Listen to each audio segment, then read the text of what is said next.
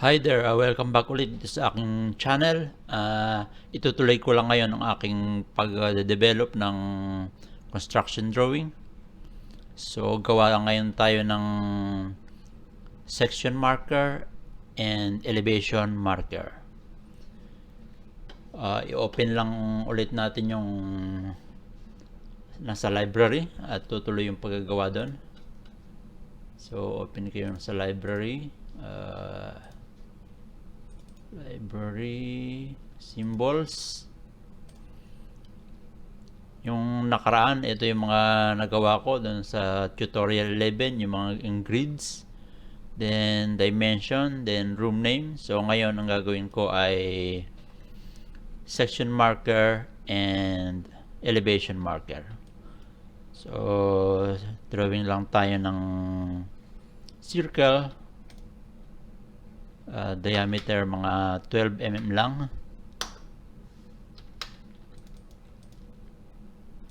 Then drawing lang tayo ng line, pilang yung line, gagawa lang tayo ng isang arrow na malaki, 45. Tansya-tansya na lang muna, pwede na yan. Delay,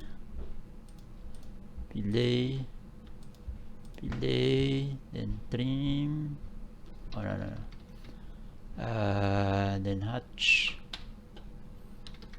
add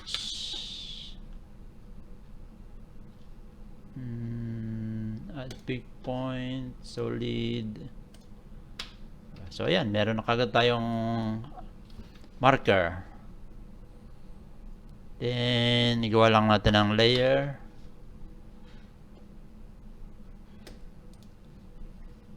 So ang layer niya ay marker,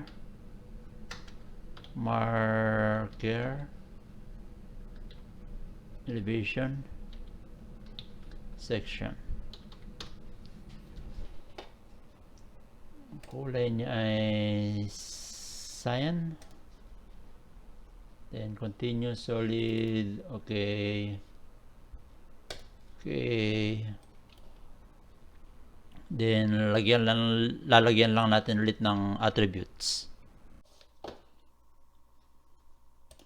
Ngayon gagawin lang ulit natin tong block na may attribute. So lagyan natin ng attribute ATT para sa attribute. Unahin natin ang sheet number.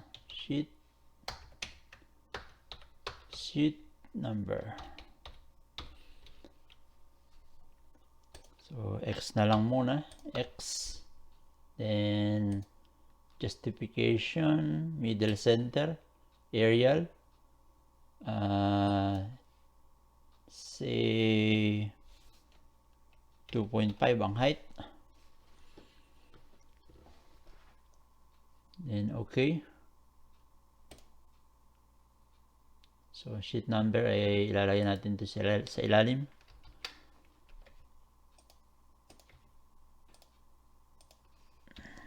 Should lang natin dito sa gitna.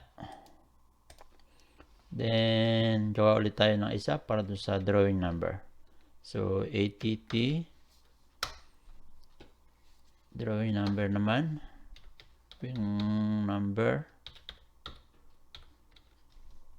X na lang muna, X.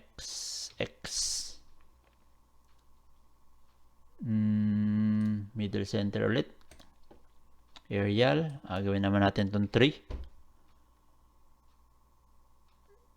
Then okay na. So ayan, ito yung drawing number. Lagay din natin sa gitna,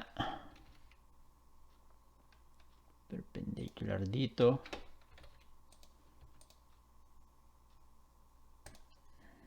Okay. Then block lang natin, block. Then ang pangalan ng block ay marker,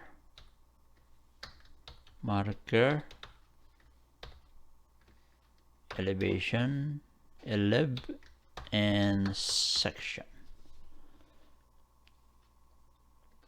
Select object. Select lang lahat. And enter, then pick point. Dito natin sa gitna mag-pick. Then convert. Then okay. Then okay na lang. So ito, meron na tayong marker para sa elevation at pwede rin natin gamitin sa section.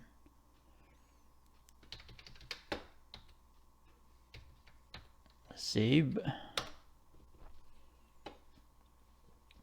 So tile vertically lang natin. Dadalhin natin yung ilalagay natin dito sa elevation sa floor plan.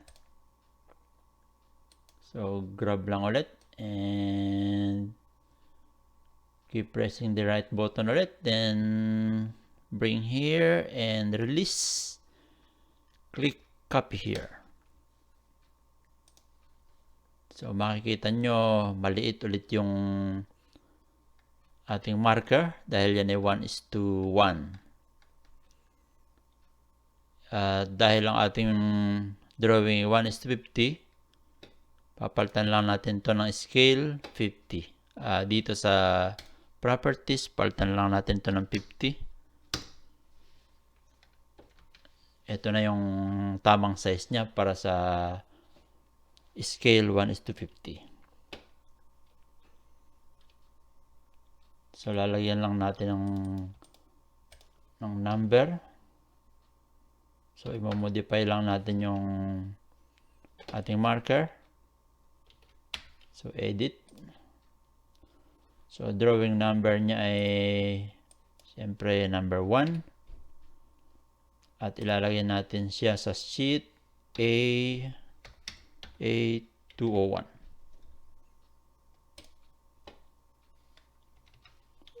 So yung elevation of front elevation ay doon natin ilalagay sa sheet A201.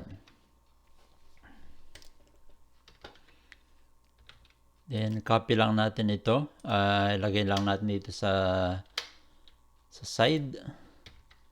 Siyempre rotate lang natin to 90.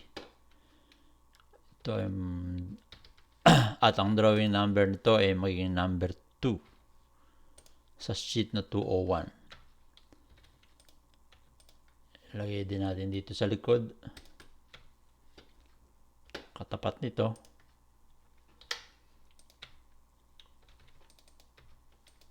Rotate lang.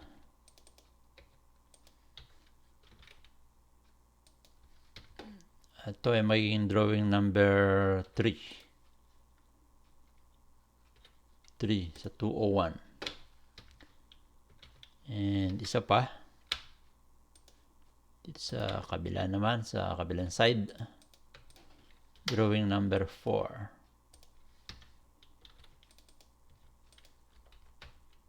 So ito ay 4 sa sheet na 201.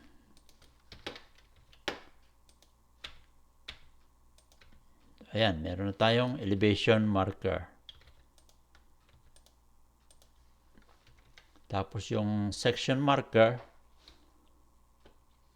let's say, inilalagay ang mga section marker sa, doon tayo nagse-section sa may critical, pangkaraniwan sa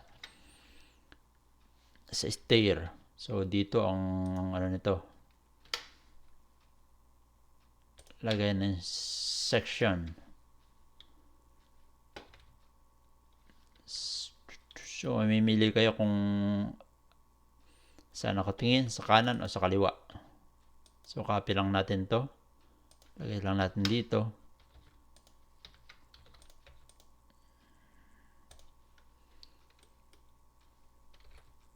And i-edit lang natin to. Drawing number 1. Let's say sa sheet na 202. So, pangalawang sheet na ito. Then, copy lang natin dito sa kabila. So ito yung magiging section line niya. At lalagyan natin ng ibang line type.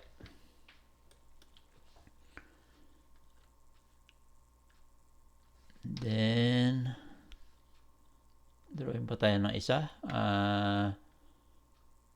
Dito tayo mag-cut ng section sa may kitchen.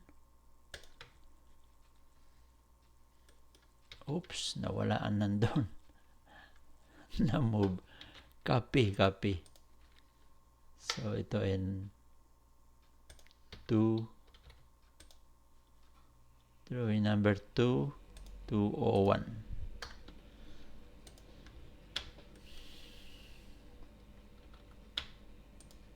So ito yung pangalawang pangalawang section. Move natin ng konti ito.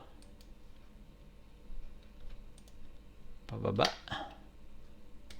Para magkakaroon tayo ng space. So lagay lang natin to dito. Stretch to.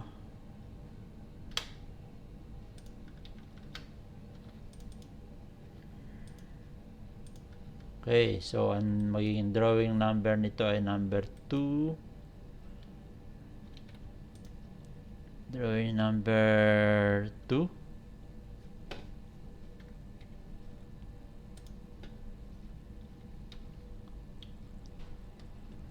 Sa 202. Sheet number 202.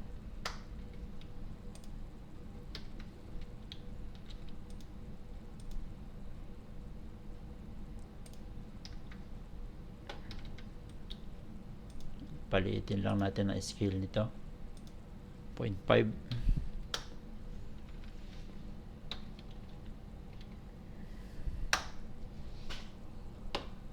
Ayan, meron na tayong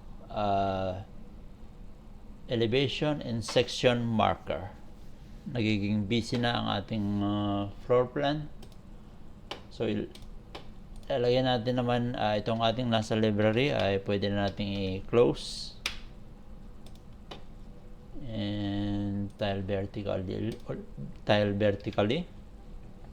para makita ulit ang dalawa. Ngayon ililipat natin,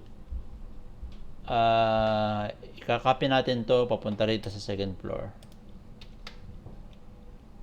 Isolate lang.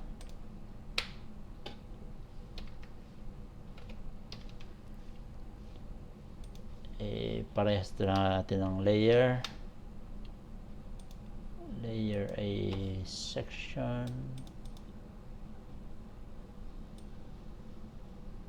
marker elevation section. Okay, then isolate lang natin and i-pick lang lahat, then just bring here and paste to original coordinates. There you go. So ayan na yung nalagyan na natin yung second floor. So turn on lang lahat, layer. So ayan, tapos na tayong maglagay ng elevation and section marker. So hanggang dito na lamang muli at next video ulit natin tutuloy ang ating pag-develop ng ating construction drawing.